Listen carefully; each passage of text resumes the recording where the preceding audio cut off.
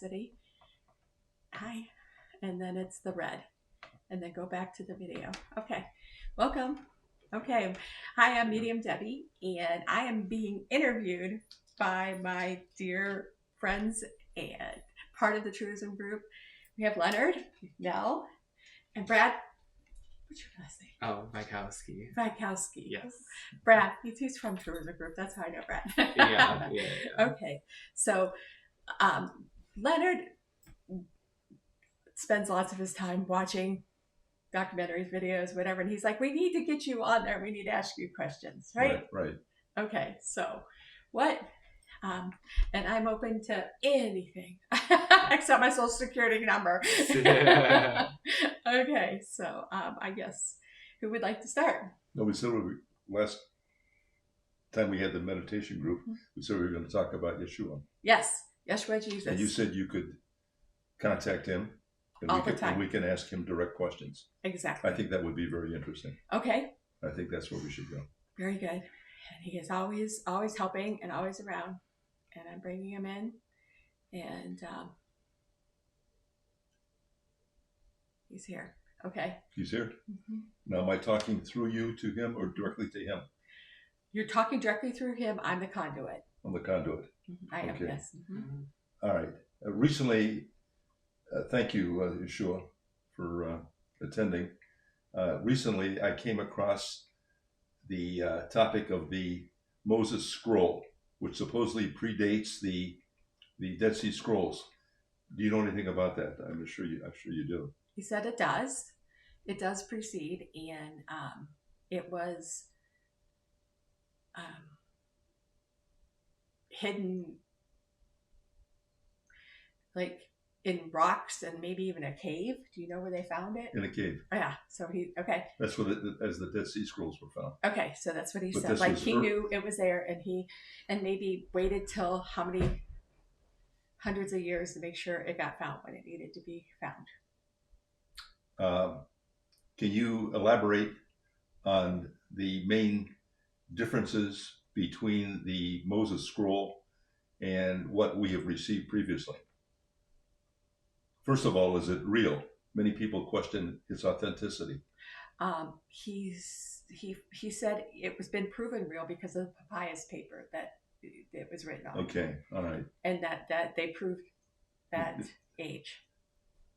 It wasn't written on papyrus. It was written on parchment. Parchment paper? Well, I'm sorry. Not parchment. I mean skin. Okay. Like the other scrolls. It looks whatever it was written on. It was authenticated. Yes, like that text, whatever it was written on was authenticated. Okay. It disagrees with some of the Dead Sea Scrolls found later in Qumran. Is it accurate?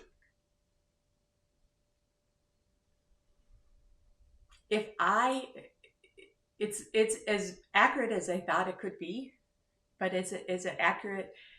And what he showed me is like playing telephone, like old school telephone. Like you tell someone at the end of the line something, and it goes to the next person. It goes to the next person. They can't hear anything, and they pass it to the last one. The last person doesn't get really what was supposed to be passed down to them. So would I say 100% accurate? No, just because of the mistranslations and miscommunications. The point I was making at a lot of what was given in the original Qumran scrolls, and the Moses scroll was predated. There were things in the Moses scroll that were not found in the Qumran scrolls, which are the things that were found to be in the Bible, in the Old Testament, and I guess part of the New. I'm not sure, but for sure in the Old Testament. Okay, well, I just feel like he's saying the Moses scrolls are more accurate. They are more accurate? Yes. Okay. I want to know what his... He's showing me, but I think that's what I took the interpretation of. Go ahead. Okay. What was his feeling about sacrificing animals? Never. Okay. And never, no sacrifice, no people, no, never. Like, well, how did the story of sacrifice get into the Bible then? it was kings, maybe somebody higher, maybe higher it's like wanting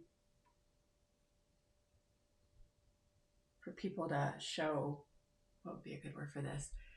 Like almost like commitment, like they're like I don't know what a good word would be, but like showing that they were they're committed and um, Committed to sacrifice of animals? no, committed to whoever they're worshiping, and the person worshiping interpreted that they needed that. No, there should have been no sacrifice of animal or humans. God did not want sacrifice. Exactly. Okay, but that was put into that was a big part of the old temple in Jerusalem. Mm-hmm. Okay. Yeah, it was a man, I guess, showing me, but I would interpret it as like a way to control their crowd, their assemblement. Right. What happened at the time of the crucifixion? What led up to it? First of all, did you survive the crucifixion? There are many stories out there that said that you survived the crucifixion. Yes or no? He already told me this from before, but he showed me too. His soul survived everything. He just the soul I know survived. Yes. I know that. He come back and have a resurrection? I would say no, because I can see through him. Okay, does that make sense? Like, yes, it does. His energy is okay. It's like the astral body. Mm-hmm. Yes, that's what he came back at. Yes, to show, and he came back in his astral body to show that he. But supposedly, eventually, you can actually, they actually touched him and felt he was real. It was the actual physical body was there, according to the. But they were soul family, so I would say yes. Like they would believe it, feel it. They're all one with it. Okay. But he did come back to show us our soul never dies. Were you married to? Yes. Mary Magdalene. Absolutely. Absolutely. Absolutely. Okay. And he just said, like, the Jewish religion would never allow us to even be close to her. We would have never allowed to wash each other's feet. We'd never like to share dinner, bread, whatever it looked like bread. But if we weren't from the Jewish religion. Ask him if is he familiar with the Jesus Way podcast? Somewhat. Doesn't follow it like so he I'm not saying he's a huge fan, but he knows of it. What was his intention what was his reason for, or was there another reason for turning over the tables on the money changers other than just the business? Because the thoughts are that, well, let him answer. Yes, it wasn't, I mean, he was angry and there was something, he's not showing me, but something happened before he even came in. So maybe a deception, someone heard, and then he already was angry and then turned this over. But he also came down to teach the Liber Rosa, the Book of Love, and he saw it becoming monetary, money, and it was getting lost, and he was furious with what he was trying to teach us and let our soul remember. We're all one. There's life after. There's we're here for school. We're trying to grow. We're trying to learn to live with unconditional love. What's his thoughts on what's going on today in the modern world? He would have never expected this. He just sees so many people. He showed me that so many people are blindfolded and maybe forgot what he was here to teach. Well, the Jesus Way podcast says that he did not worship himself. Correct. and he came to teach certain principles, and it's been misled in the in Christianity. The people in the Jesus Way podcast were very, very devout Christians. In fact, through a lineage of father and grandfather and great grandfather. And the person who started that realized that it was more of a Paulian philosophy that started Christianity. And whereas the earlier followers of Jesus were following what Jesus taught. And Christianity is based upon what Paul thought, in that you have to worship Jesus to get into the kingdom of heaven. What does he think about that? He said, absolutely not. He's already told me this, and he's adamant about this, is that he said that I am not God's only son. We are all of God's source, he said, and that I never came down here to start a religion. Yeah. I never, ever intended that. I came down to show people that your soul never dies. Yeah, that's exactly what I had intuited previously. And he's been emphatic about that. He taught me that, my goodness, probably 30 years ago when he came to me and my mouth could have hit the floor, because I never doubted any of that. Yeah. And what we were taught in religion and so on. And then I'm like, okay, I'm not making any of this up. This is pretty much what Edgar Casey also said. What he, in his psychic readings, he said, Jesus the man, Christ the consciousness. And that, again, I mean, it was completely contrary to Casey's belief as a human being, because he was a very, very devout Christian. And the readings taught him that Jesus the man, Christ the consciousness. Whereas, Christianity has taken it to the point where, you have to worship Jesus. And I don't think he came down. No, he doesn't want any of that. Absolutely not. And like, he is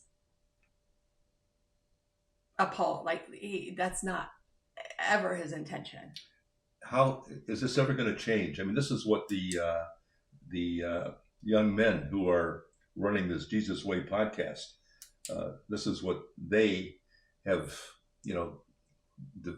found by themselves. And they've left Christianity, but they're still followers of Christ. They're following his way. I mean, their main premise is that you shall love the Lord. What Jesus said, you shall love the Lord your God with all your heart, your mind, your soul, and love your neighbor as yourself. And that's the main basic teaching of the law, beside the 10 Commandments. I mean, if you follow that, you'd have a beautiful world. Right. And he that is like the golden rule, and that's what he preached. Yes. Mm-hmm. How do we get that back into the well, there's been the light workers. We are like coming down and raising the vibration to Earth's vibration is already at a 5th dimension, and the light workers are carrying the 7th vibrational dimension in them, and they're bringing it to the Earth, and we're going to make more of a heaven on Earth, and the people are going to see truth. Like your intuition, like who's good, bad, telling you BS, telling you truth. That's true, but still, I mean, it's like, look, the people, when they discuss things or discuss differences, that's fine. Charlie Kirk and he was a beautiful soul. Charlie Kirk believed, he was a very, very devout Christian, and I don't agree with some of the things that he taught, but you won't find a more beautiful individual. Very intelligent. He's a debater, a fabulous debater. Yes, and also, I mean, so intelligent. I mean, he just knew a lot about a lot of things, and he was, he backed up what he debated with fact. Well, especially biblical fact, for sure, and facts about what's going on in our society. I mean, he just knew politics. He was a wonderful, wonderful, individual, and would have been definitely a leader of our country if he lived. Does he have any thoughts about the assassination of Charlie Kirk? I just heard it's a wake up. It's a wake up call. And Charlie is never wanted to be a martyr, but he's got a,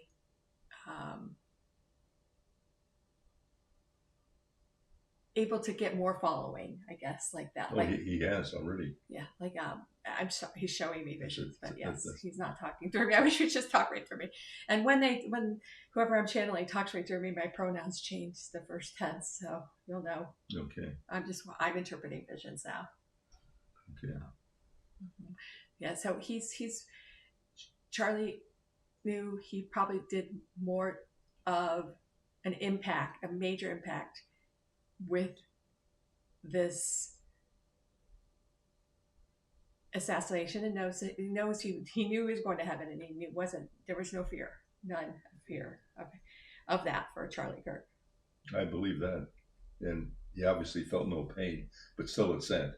Mm-hmm. It's sad. It is sad because we treat people the way better than we need to be treated, and we have lost our way, and we're divided.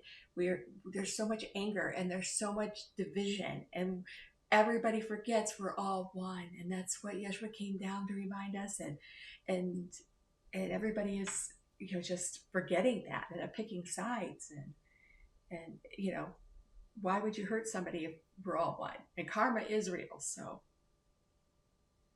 don't do it. Don't hurt.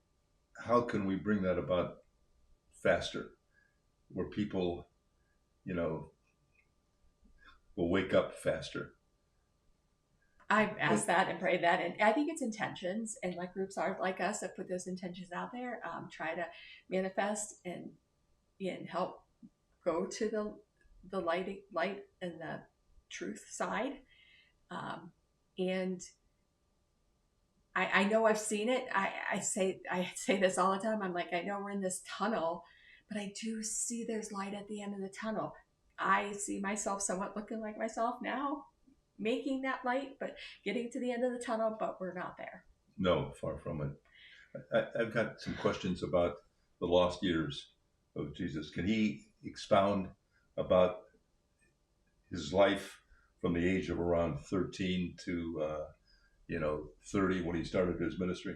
He left. He traveled to India and China to learn their ways, and enlightening himself, becoming one at peace. He could get himself into the God source energy.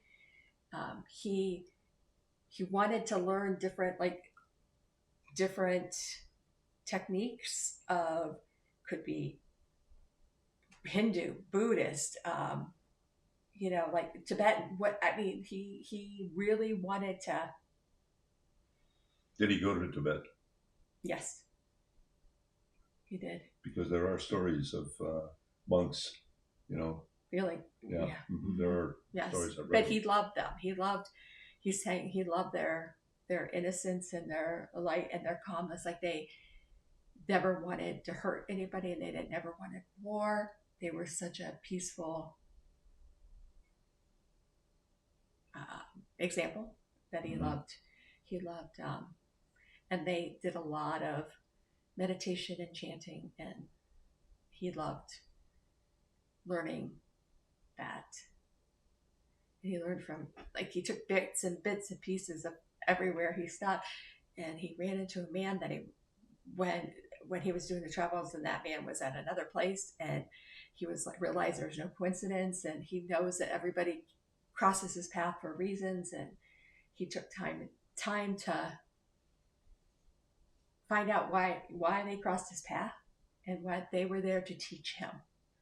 He was all about learning on that journey. I gathered that he learned a lot in those years. And he learned herbs. He learned Mother Earth. He learned how to, I don't know what it would be, malaria. No. Acupuncture. Sure, but even with Mother Earth, making tinctures and making salves and everything, that leprosy, and he learned how to use Mother Earth to heal. Mm-hmm. He made a comment that there will be those who come after me that will do greater things than I. I mean, that was a tip-off that he didn't declare that he was the only Son of God and God himself. He never said that. I know. No, and he's upset that it turned into that. This is not what he wanted at all. Does he really believe that there will be others that come after him that will do greater things than he? Absolutely. He says he's watching it. Yeah. He goes, ask this one. And he Have you- pointed have to you- me. He's like, ask this one. It's have the you- miracles. Have you found anyone? Is anyone living on Earth today that could do greater things than you? Well, he pointed to me. He said, ask her about the miracles. There's a lot of miracles that I've been blessed to be part of. And one of them was my son's multiple skull fracture. And he didn't even at that time need surgery, but I did put him on a prayer line too. But my mom had a stroke. She was completely paralyzed on her left side. And I was like, this is not my reality. And I touched her and I just kept on sending my love. And I manifested what she was supposed to be like. And by the time she went into her room, she had two bilateral stroke, and took her about 5 hours to get into a hospital room. And by the time she was in her hospital room, she was completely moving everything on her left side where she had the stroke. And they all said it was a miracle because this never happens. And she had no repercussions from it. Then you should have been doing many more of these. I want to. I have helped autoimmune and now just a really cool. She has alopecia and it's about mind, body, soul. And we had to work a lot on healing her mind and her soul, and now her body's starting to heal and her hair is growing back. It's insane. And and she's never taken anything. You're talking about your mother? No.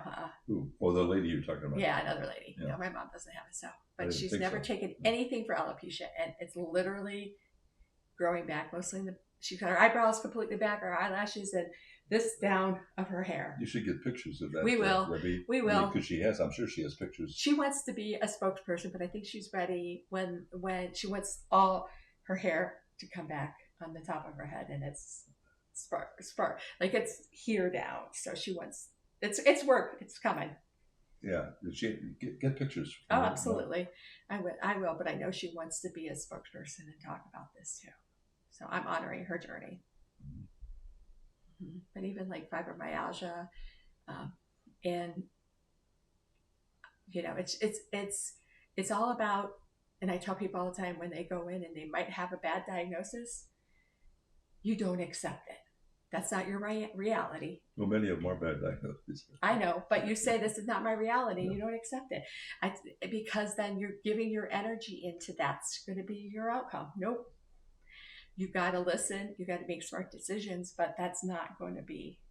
You're not holding on. I mean, the mind has a tremendous factor in healing. Mm-hmm. Mind is the builder, as Casey said, and it's many people create their own problems. Not all, but many, and obviously Jesus was far superior to most of the psychiatrists that are around today. He understood the human being. Mm-hmm. And what makes the human being. Brad, you have some questions? Oh, I was thinking about in the beginning how you were talking about, like you said, you're acting as a conduit through Yeshua, and you kind of channeled him in, mm-hmm. and he came in. Is there anyone else who, like maybe that came in that you didn't channel? Like, is there anyone else here with us? Oh my goodness, there's always many. I'm just very blessed. Sometimes if you take pictures of my house, you'll see orbs everywhere. But yeah, we have Mother God, we have Mother Mary, Mary Magdalene, and Saint Germain, and even mm-hmm. like Archangel Michael is always like with this group, and they are always helping, always with me, kind of. I don't know. They're my tribe on the other side. Is there anyone like in particular that's here that maybe has like some wisdom to share with our times of, trying to move forward and trying to heal the general public and kind of get us back to that all one nature and, get rid of this divided nature we've come upon? Well, yes, they told me to start speaking, and we need to start speaking about how we need to be all one. And we just need to envision the blindfolds that like so many people are wearing are cloth, and they're like off-white type of thing, and they're just tied at the back.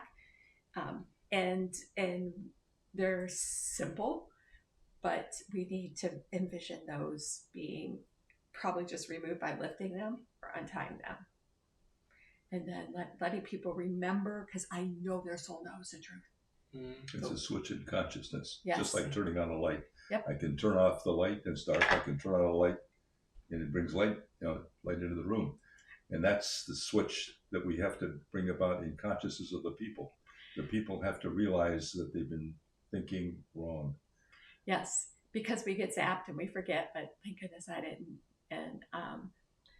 And everything is energy. We just have to remember. Yeah. They have to remember, and they have to know that they have to live in love and not fear, and that karma is real, and your thoughts are all part of you, and they manifest. So your thoughts need to be changed and be positive, and you need to be your best helper. That was the principal teaching of Victor Casey. Thoughts are things. Thoughts manifest into reality. And he said this many, many, many, many years ago. Before, now it's fairly common in the vernacular of people speaking. But with the different books that have been out, with The Secret and so forth, you wish something or think something and you can manifest it. He talked about it, more than 50 years ago, 60, 70 years ago. Mm-hmm. Thoughts are things, are actual things. And it's a work in progress to change them. So let's say you have a thought that's not great. It's okay to rephrase that thought in a good manner. You have to train yourself, especially if you came from a family that was never positive, never were, and you have to break that cycle. Well, I mean, you're familiar with the work of Masaru Emoto. Yeah, the water, absolutely. Sure. Okay, so I talk about that all the time. Okay, we're nothing more than sacks of water, and if I think a negative thought, I'm influencing the water in my body, as other things too. But you're influencing all the water in your body. Change that to a positive thought, and the same thing that happens in the water, where you've got a distorted crystal to a bad thought, it turns into a beautiful crystal with a good thought, and that's how you can change the world, just by turning on the switch. Simple as that. And I pray for that. I try to manifest that switch on all the time, but it tends to come to me one by one, person, client, whatever. Oh, goodness. But that's the whole principle behind the Life Show Laser. There you go. The whole principle behind it. Yes. It changes the energy. So you want to talk about that real quick? About what? Your Life Show Laser. Well, it's nothing more than understanding of quantum physics. In what we said, we are all one. The energy of everything is the same. We're all built from the same energy.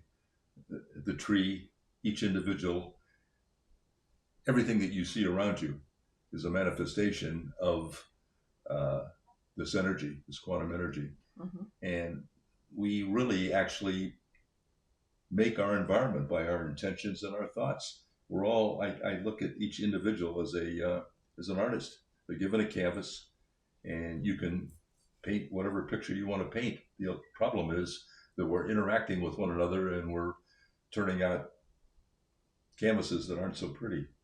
But if we all start syncing, it's almost like you think about coherent light and laser light.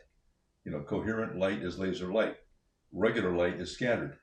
Laser light can do many, many, many things. It can go through steel. It's the same light coming out of your light bulb, but your light itself is not coherent from a light bulb, and from a laser it is. And that's sort of what we can do when you talk about the things that you're able to do. That's coherent thought can do the same thing if you can reach that level. Most people can't. It's unfortunate. The laser just actually programs the water. It's information that's actually put into the body by light, which the light itself interacts with the biofield of the body, and you're given just information. It's almost like code. Frequencies, which is the basis of all creation. Nikola Tesla said that energy, frequency, and vibration are the key to understanding the universe. He was right. By the way, could you bring Tesla in? I have, yes. Yeah. Oh, yeah. I'd like to talk to him. Okay, I have before, though.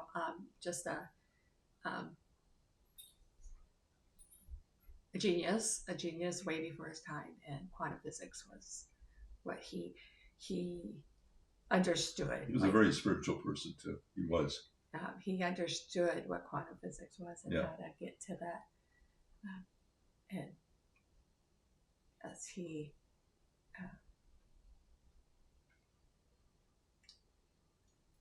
just had, I don't know, like a passion to bring that down here. So we are so behind in time, and even with our alien friends, we're way behind. Well, we're behind because yeah. forces that be want us to be behind. They don't want these things around. Especially in the United States, they hide them. Yes. Yeah, well, it's all over the world. Mm-hmm. It's all over the world. Yeah, we probably have the power to heal anything and everything right now, but what's about making money? Yeah. Unfortunately is right. Mm-hmm. I had a very, like, I guess unique question. I read something recently, because like our true nature is like a soul at our core being, and we kind of forget to kind of discover and remember again. And there's kind of a theory that we're put into these human bodies, but technically our true nature is the soul. So is this technically like the afterlife? No, your soul. And then once we die, we go back to what our true nature is? No, your soul's your soul. Your soul's your soul. Your soul's your soul. You're the avatar. Yeah. Your body is nothing more than an avatar. This right here is school. This is a different dimension. Right. But when you leave this body to go to the heavenly realms, but you take your soul. Your soul is indestructible. Okay. Your soul is energy. It's energy. And energy can't be created nor destroyed. Your body started with just one cell, didn't it? So where did it come from? You're right. It came from the earth. Yeah. Everything that you see right there came from the earth, from you transmuting everything that you took into your body, from the milk of your mother to the pablum that you ate and to the meat or whatever your diet was. That became your body. That's why it's important to eat properly, and eat the right things, and think properly while you're eating. And to think properly too. Yeah. But these are avatars. Our bodies do not last, because the world around us is constantly changing. The soul, in fact, most of your soul is not in you.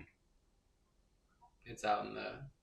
It's out where it was originally. Okay, it's like you can consider it an oversoul. Your body can't contain the energy of your soul completely. Mm. You know, the soul's able to, you know, if it wanted to, I guess it could actually, it's like electricity. It can light up more than one light bulb. Okay.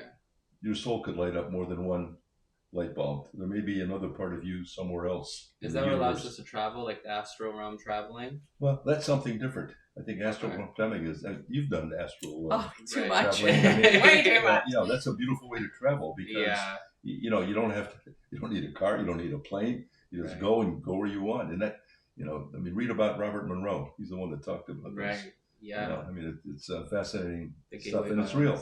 It's real. Yeah. And all of the things that, you know, you've learned about, near-death experiences and so forth. Okay, those are real. Oh yeah. Those are real. My father was clinically died twice before I was even born. So I was raised with a man who crossed over, and they sent him back. Okay, that maybe to teach you. I know. Yeah. And he had no fear. He's like, why anybody fearful of death? It's so beautiful. They are. And I was raised with that conviction. It was beautiful. Yeah. Well, that's again what it was so easy to deconstruct the feeling, the teaching of Christianity, because you're born in sin. Okay. No, the soul is not born in sin. Not sin at all. That child is innocent. It's how it's molded. You know, the people, the parents are who actually, and the environment, make that child what it is. The soul is not born in sin. Not at all. No. Correct. Wait, so is the idea of fate and destiny real? Like, are some things set in stone, or can they be shaped in, like, you can say something is not your reality? Are there some things that are predestined that are meant to happen? Yes. I think, absolutely. Big events, yes. But you have that free will. Free will in between. Small things. Yeah, you're right. Yeah. I know I'm right. They I taught know, me. you know, I got taught from there. I'm not- He I'm does not- all his research here. I'm not psychic. No, it's intuitive. It's Yeah. intuitive. I've come to these You thoughts are- since I was a kid. I knew no, this. he's very intuitive. Yeah. But yeah, it's a yeah. You get it, but it's like I was taught it. yeah. I was taught it in meditation and wide awake, and if I didn't spend enough time in meditation, they would slow me down, break a bone, do that, just constantly. And I'm like, I'm giving you enough time. No, it's not enough time. So when I was quiet and awake and in my highest vibration, I would be constantly shown things, and I never ever want to be anybody that makes anything up. So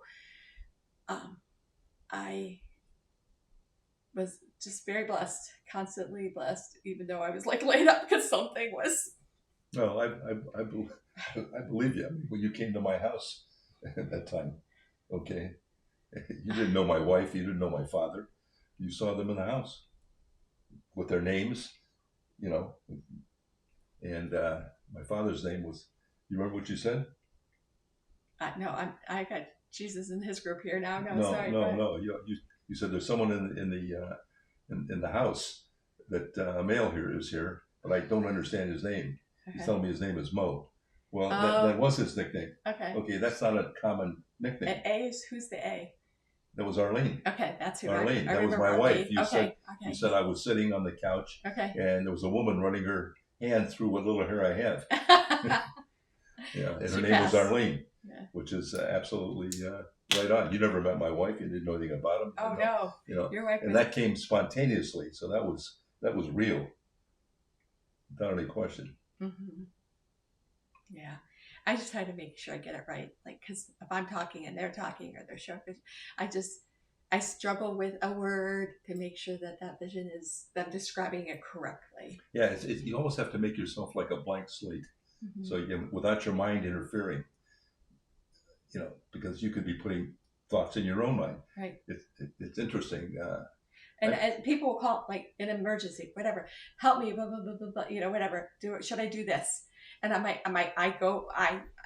have a gut reaction immediately, but I won't say that because I say I need to go in and get the message from above. Probably it's always on the same, but I got to get my ego out of it and let that come from above, And I even asked if I can help people or go into a healing or work with people, whoever. And it's a gift. I ask first.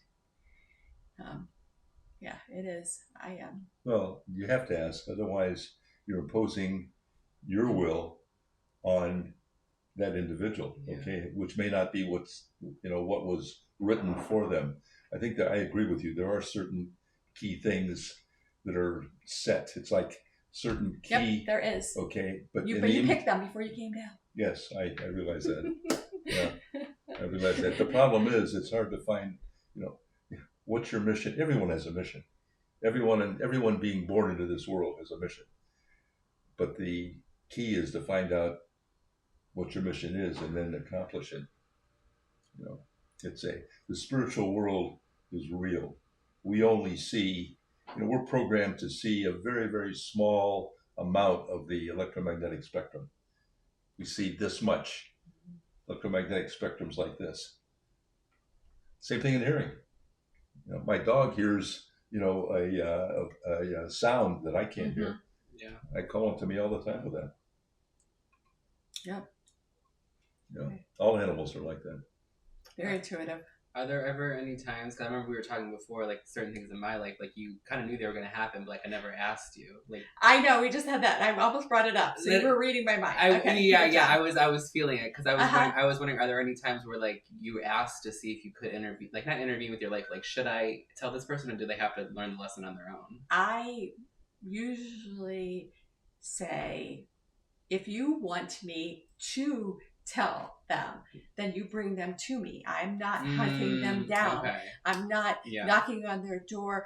I will know then that I'm allowed to give messages or what I may incite, whatever. That makes sense.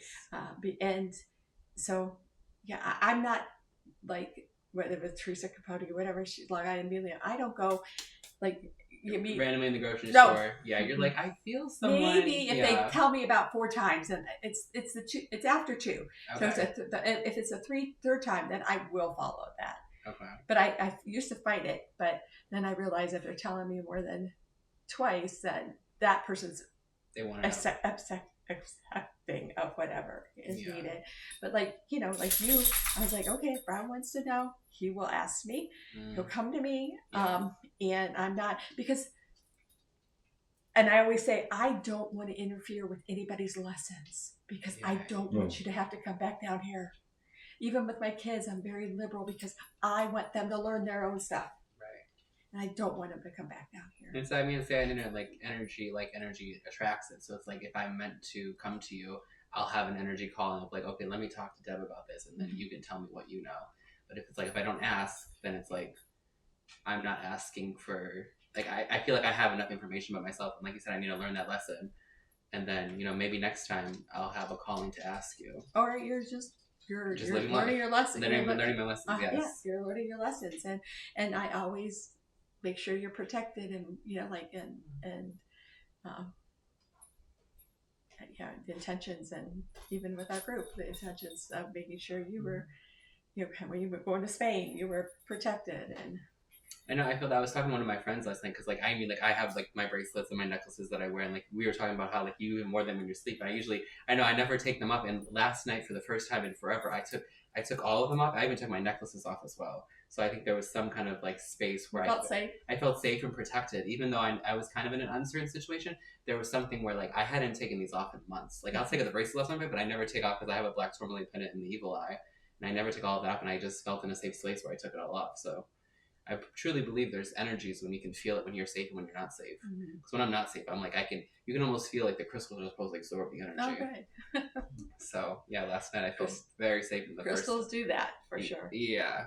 And that's what they serve their purpose. And after a while, once they have so much energy, they end up breaking because they've served their purpose and you can't carry them around anymore. Yes. That is so true. Very good to know. Yeah. Look at us with our crystals. Yes, I do look at all our crystals.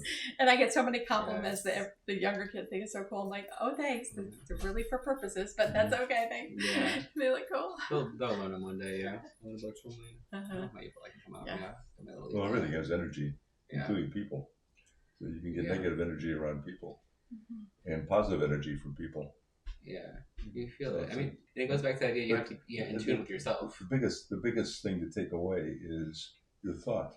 Yeah. If you can just think positive thoughts, that's the first step in healing. Positive thoughts in everything. You're right. Turn it around. I had a cute story I just made a little video on, and it went on TikTok, I think today. But I was a swim coach all my life. We had a swim club, and at 15, not all my life, at 15, I was teaching lessons, and I became a lifeguard, and then I became coaching it. And so, but I kind of pulled away from it when my daughter was 6. I was still like a parent, but not helping with coaching. And it was the city meet, and you got a relay, and they're fly back breast free, and the little girls were 6 years old and under. And so I grabbed my daughter and another girl from the summer club, and then I grabbed 2 of her friends from our winter club, and I put the relay together. And we added the score times up and put them in, and they were last in the time wise. They had the highest time. And so before they went on the race, I got a pack of M&Ms. Probably not good, but I took all 4 of them, got a brown one, and I said, each one of you, this is your magical power. You're going to do the best you can do. You have wings. You're going to make sure you got to make sure you don't go before the other person touches the wall. I was like, but I was manifesting so much power. Without any question. And they were giggling, and they took it, and they were all jumping around and so excited. They got done. And they shattered the record. Well, see that? Shattered the record. They got first place. And to this day, they still own that record. Yeah. Well, and that's words. And that's what we need to do. The words, and it's positive and thinking. It was so, it came through me. Like, I knew what I wanted to do. And then, unfortunately, one little girl was moving out of town the next week. So I had a similar experience when my one son was probably about 5 years old, 6 years old. He had mollusca, these are like little tiny warts, Okay. I've heard eruptions that word. on Okay. the on the skin. Uh-huh. And my wife had taken them to the skin doctor, the dermatologist, and they couldn't get rid of them. It was bothering me. They itched them and so forth. They kept coming up to me. Says, "Dad, what can I do? What can I do?" And I said, "When the time is right, I'll tell you." Okay. And he kept coming up to me, week after week. I said, "When the time is right, I'll tell you." So finally he came up to me, and I didn't know what I was going to tell him, but I wanted to impress something in his mind as a youngster that was almost like hypnosis. Mm-hmm. I said, get a half of a potato, cut potato. And I said, I want you to rub the potato over the mollusca. Mm-hmm. And I says, I want you to go out and bury it in the backyard, which he did. And they all disappeared. Right there. Okay, Power. it's up in the mind. Yep, it's a power of the mind. And you also let yeah. him come back. Right, So exactly.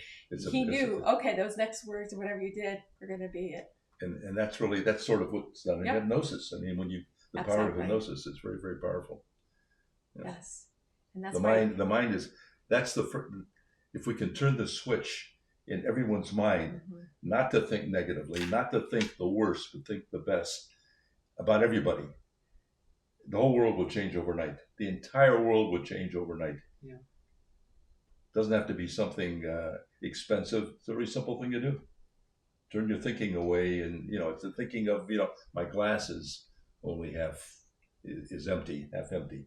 Okay, but it's also half full. If I look at it from the half empty side, I'm looking at it. That's sort of the negative. You got to take negative thoughts and convert them to positive energy. Yep.